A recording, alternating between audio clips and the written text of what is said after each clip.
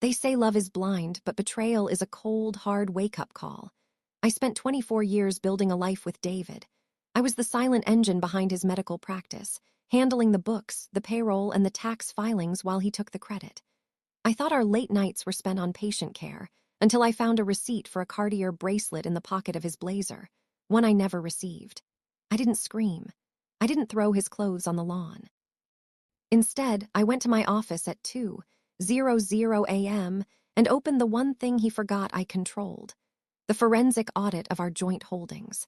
He wasn't just cheating on me. He was draining our children's college fund to fuel a lifestyle for a woman half my age. For 6 months, I played the dutiful wife. I smiled at dinner while I moved our shared equity into private trusts he couldn't touch. I documented every cent he embezzled from the practice to pay for her penthouse. He thought I was oblivious, blinded by decades of loyalty. He didn't realize that as a certified accountant, I knew where every single cent was buried. I wasn't just preparing for a divorce, I was preparing for a total liquidation of his ego. I watched him buy her a luxury SUV with money that officially, on paper, no longer belonged to him. He broke a vow, so I broke his empire.